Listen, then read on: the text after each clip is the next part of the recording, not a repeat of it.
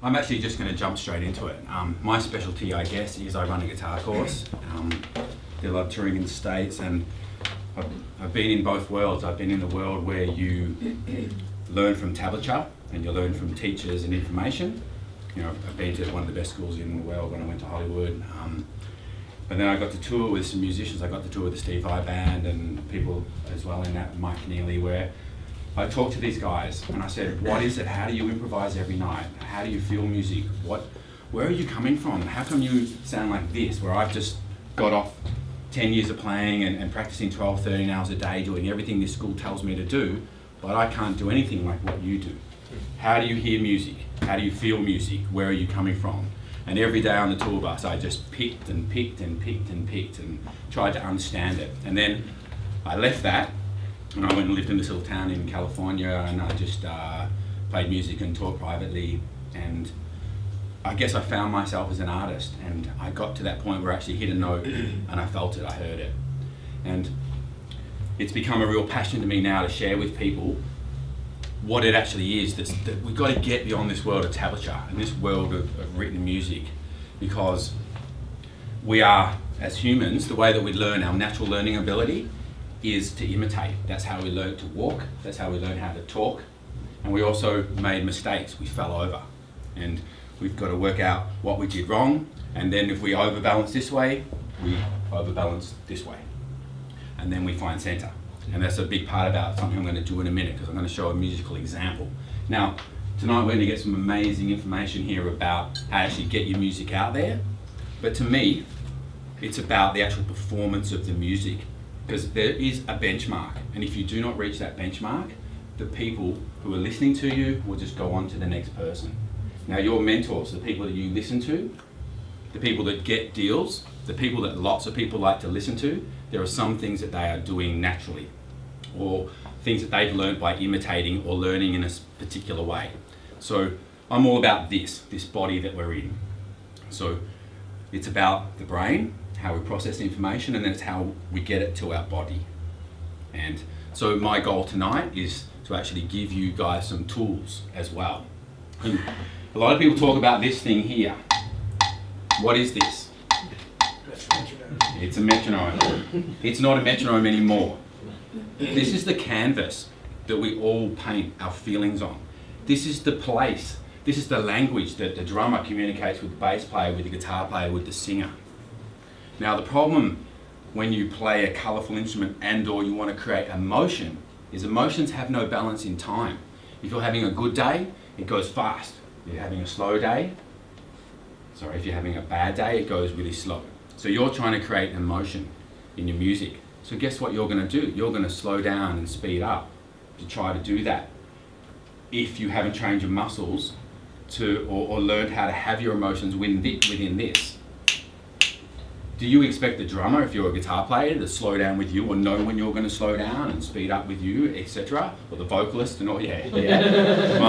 It's when the drummer actually says to you as a guitar player that, man, I'm playing to you nowadays, that you know you've got somewhere. So I'm telling you that this is no longer a metronome.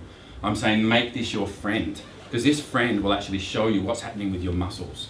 So this thing here we want to actually think about as a canvas, and we're making a painting here. And the bass player, he comes along on that canvas and he paints a picture in black and white. You as a guitar player may come along and you colour in that picture. It could be a cow in a field, bit of grass, bit of sun over here. Now, the way that you learn to play your instrument is going to determine whether you're actually painting within the lines or you're going over the lines too much that the person looking at that goes, you know what, that doesn't look like a cow anymore, and it's not even artistic anymore, that's just crap. Right? So what is this line? Let me show you something. Very simple here. I'm not going to be complicated. There are two ways to play where I'm going to play on this canvas. Well, there are actually more, but I'm going to play it two different ways. Here is generally the way that the majority of people play it.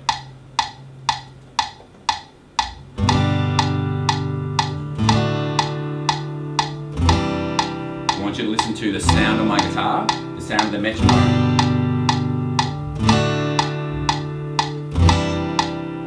Here's another way.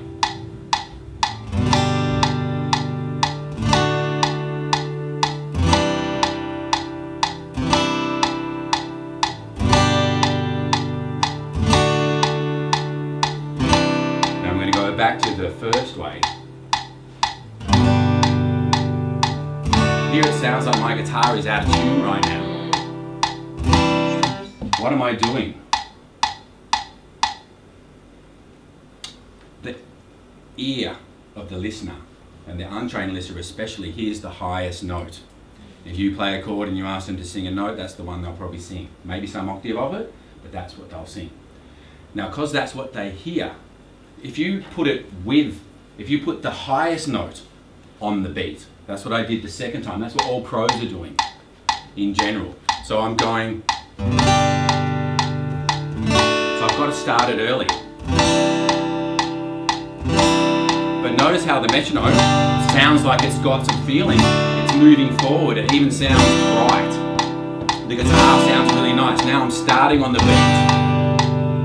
Suddenly the metronome has no groove anymore, and it's not really that cool anymore.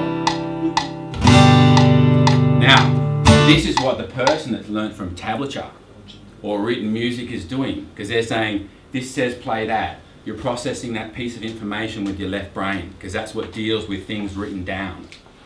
And then what happens is when you play, your brain says, put your fingers here please, and then your brain says, do this, because there's this thing going on here, or the drummer's playing this. But meanwhile, it's going through the brain paths to get down to that hand, and it's late. But you don't know that, because you're just playing what you've read to do, right? So this is why we have all these people that go to music schools, and you go, wow, these guys sound, I can see they know what they're doing is really quite complicated, but there's just no feeling in what they're doing because of the side of the brain they're playing from. The majority of great players, or I'd have to say all great players, they've spent some time imitating, putting on CDs, putting on records, repeating. Now those people only got on records because they were doing what people actually want to hear. They want to hear a heartbeat, they want to hear this. And what happens when those people, or when you imitate, you know how it's meant to sound. So you do whatever it takes with your body to get that sound out of the speaker. You are no longer playing with this, you're playing with these. So that's my very first thing. If you're a tab player, you must imitate. You must spend some time copying people. Get some loopers on your phone and everything nowadays. There's so many great tools available, and pick a little section and work it out. Spend 3 days working out that 15-second solo. Do not get online and find the tablature for it. So that's my very first point and my first piece of advice. Put on this metronome and learn to make it dance. Pay attention to, it's going to feel weird, right?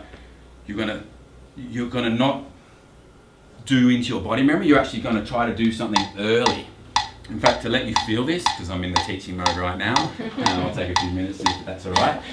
We're all going to just hit, and we're going to make a 1 up, 2, 3, 4. We're just going to hit all together as a group on 1.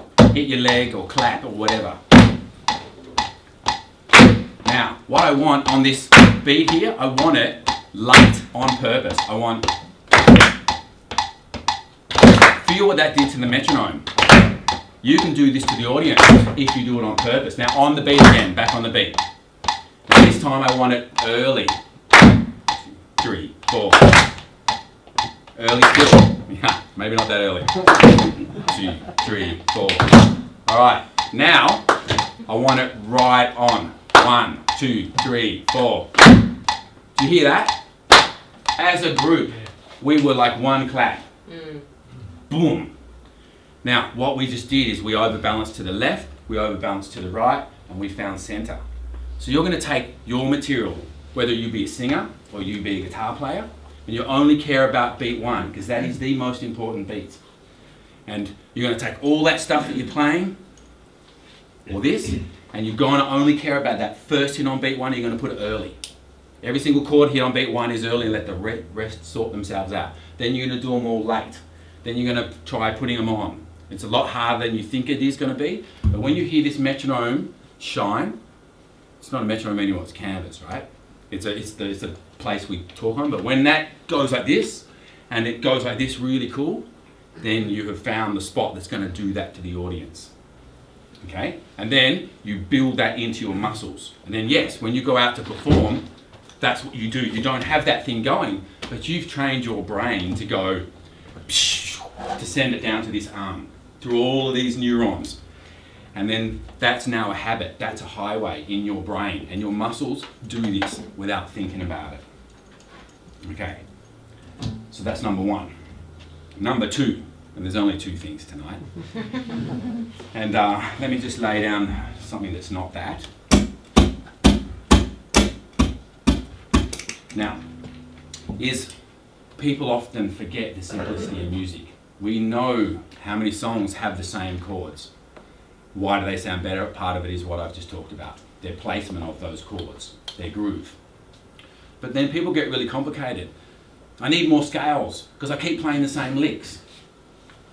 Or an ear player says, I really like to learn more. Everything I do, I see that everyone that sounds good is doing the same stuff. But I hear about all this theory, I hear about modes. I've got to learn this stuff.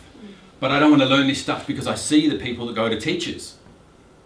And I see the way they play, so shit, I need more, but how do I get that? And again, this is the bridge I've tried to cross, and this is what I cross in visionary guitar, I believe, is the line between both. The intellect of what actually works, and the right brain of how to actually train your body to play it with a groove. Now, where am I going? Some people are scared of theory because they think it gets really complicated. But theory can be a very magical tool as well. If you understand the way that the Western ear works in the musical world, because all the music we listen to is what the audience want to hear. If you don't play that, they don't come back to your gig and they don't buy your records, or they don't say they like it. So what is that formula that people actually want to hear? Well, let's just say that I play this note.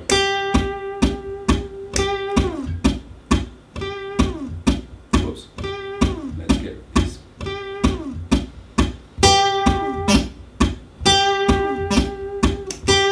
So I've got a pile of just G's in there right now.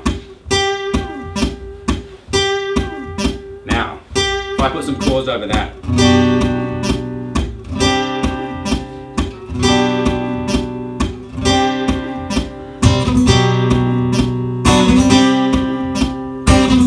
it sounds like it creates an emotion. I'll do this.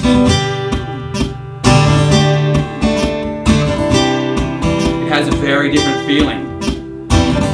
What's happening, what the music composition does to the melody if you choose the right melody notes. And then I go this. So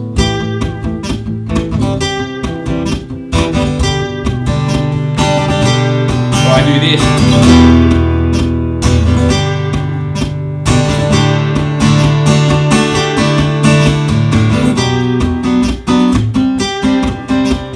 Now I want you to listen to the chords. Listen to the chords without that note. They don't have any of the body than this.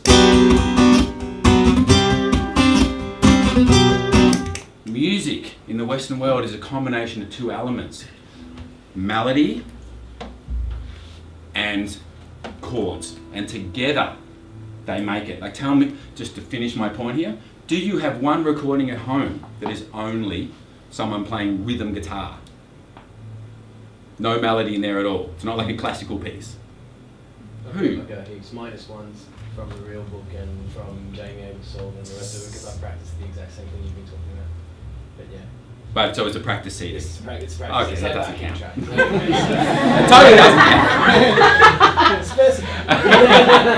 But thanks, man. You had me for a second. I was like, oh, yeah. Or a piece of music or a whole album worth of music of someone just soloing. We know that there are pieces like Eruption, for example, and there are pieces of a cappella vocal, but in generally, the music that we listen to has both elements. So the trick is knowing how those elements fit together the best and how to evoke emotions from simple things. And that was one note I used, not a pile of solos. So anyway, the plug is that I do run a guitar course. I'll be running my next guitar course here in October. It's a 10-week thing. It's very intense. It is guitar orientated. I have ran a pile of intermediate workshops that are very short, 2 hours of dedicated boom, boom, boom, boom, boom, okay, leave now. I basically will only run them if enough people maybe jump on Facebook, go and find me on Visionary Guitar and say, look man, I'm really keen on doing that 2-hour workshop. Can we get the numbers together for it? And then I'll run a really dedicated, take this another step further. But I want to leave you with something, and that's what I'm leaving you guys with. So Thank you very much.